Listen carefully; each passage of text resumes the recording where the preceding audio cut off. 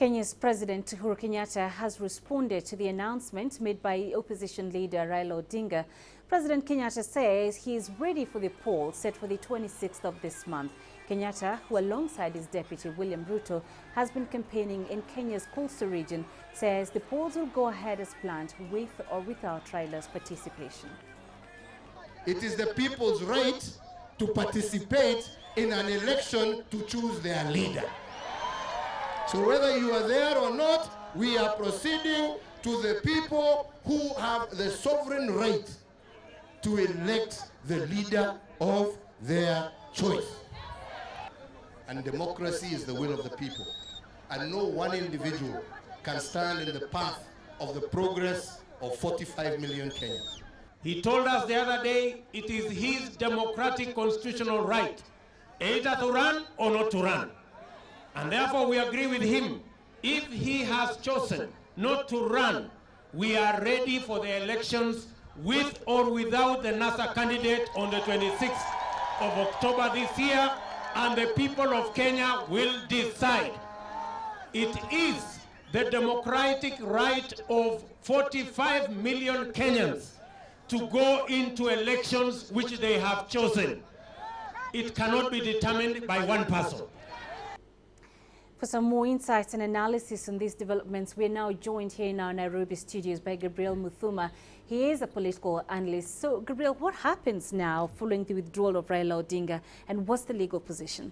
Thanks for having me. Number one, there has been a craze in town and everybody trying to interpret. I've actually held a very big discussion, let me say, with some of people who are in the legal realm, and everybody has been trying to crunch the articles between, the sub-articles between Article 132 all the way to Article 142. And, that is where the whole ball game is. Number one, people are castigating Raila, and I find that a little bit odd because Raila as a person and as a candidate, he has a constitutional mandate. He can decide any time, to pull back or boycott as he has done. The only thing that he doesn't have, which I surely believe he does not have, anything I could call a machinery to call for a fresh elections. I don't think he has that. So I don't think he has that power. But I think we need to wait for IEBC and also the Supreme Court, keeping in mind that we are following a directive from the Supreme Court to conduct an election, which was given to IEBC to have an election conducted within 60 days. So that is something that we must first of all understand. Now we come to this Articles 138, what it details. When somebody, when a candidate actually boycotts, it is all contained in that article. And, NASA probably, and this is what I think, this is what I believe. And from what I've been able to see, Jubilee is taking their own legal interpretation and NASA is doing the very same thing. Jubilee, from what they are saying, is that if you boycott, if it's not within 3 days of nominations, you are still within the ballot. And you've just had the president, when he was campaigning in Voi, you've just ran that clip. The president was saying, you have taken us around. We have spent so much money. We are following a directive from the Supreme Court. We have spent 12 billion. All of a sudden, for you, 2 weeks removed from this election, which again, and I repeat again, is a directive from the Supreme Court, you walk off. There's really nothing we could hold you to it than just calling you somebody who is not following the laid rules and regulations and constitutional allowance of what Kenya has. But Raila, on the other hand, is saying, it is my legal requirement. I mean, I'm not within any bubble. I can walk away, and I've just done that. So as we wait and see, NASA is moving probably on one article and saying, if Raila walks off, then a fresh election must be demanded. Jubilee, on the other hand, is saying if somebody deliberately boycotts, then the rule and the constitution is very clear that the remaining player or the remaining candidate is immediately announced as the winner. Okay, so we've had then Raila Odinga saying that he would like for fresh elections in January. And I guess the question is, can Kenya survive another round of protracted political unrest? And are the fears of escalating tensions justified? Before I answer that, let me actually repeat this because I think our viewers need to get this straight. We are following a directive from the Supreme Court of Kenya, which mandated the IEBC that you must do a repeat election within the confines of the law and the constitution within 60 days. So IEBC are just following the directive of the Supreme Court, and so was President Uhuru Kenyatta, and so is Raila. Everybody is a player apart from the IBC. Raila and Uhuru are just players, so they must follow into that. And that's why I told you, I do not think Raila Odinga has the ionas to call for a fresh election. That we must wait for those two independent bodies to come up with. Having said that, I think you have seen the mood in the country. Do we have what it takes to really run, all these shenanigans we are seeing? As much as we want to say everybody has a democratic right, the demonstrations and the picketing, you've seen how violence has started taking, taking shape. You have markets that are, being burnt in Nyanza. You saw the Migori market went up in flames.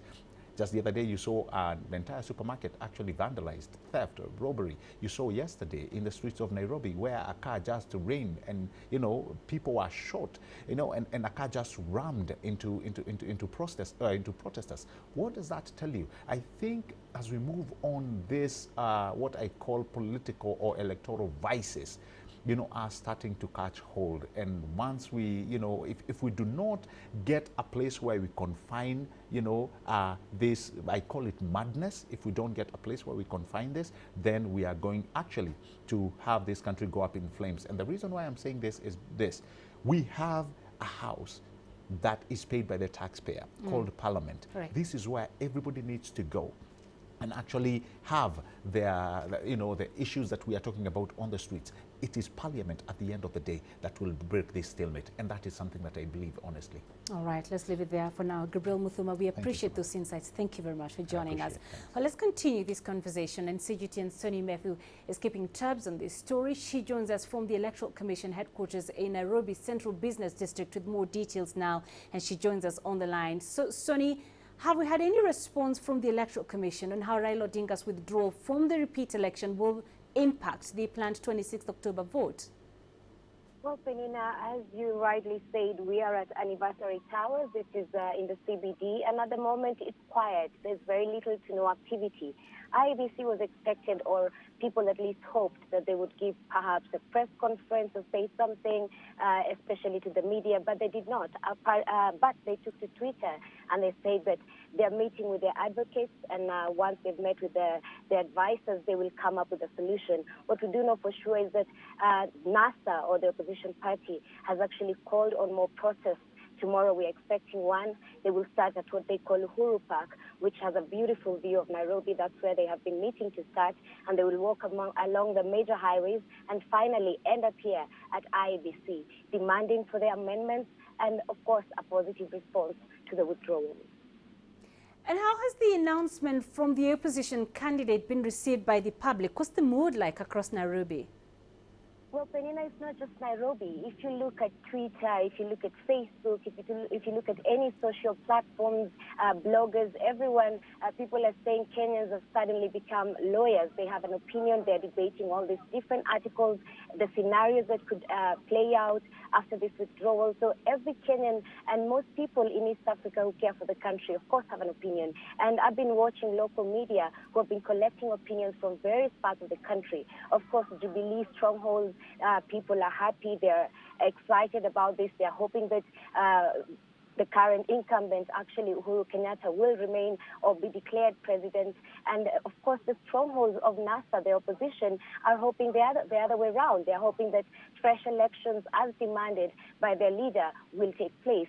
So there are very different opinions. Of course, business leaders have their opinion. They feel this is taking too long and they're losing on money. Tourism is suffering. Nurses are still on strike. There's a new curriculum. Students are in school. A lot of things are being interrupted. But of course, everyone in general can only hope that this will be peaceful. And of course, eventually, democracy will be done. All right. CGTN Sonny Matthew on the line for us from the Electoral Commission headquarters in Nairobi. Thank you.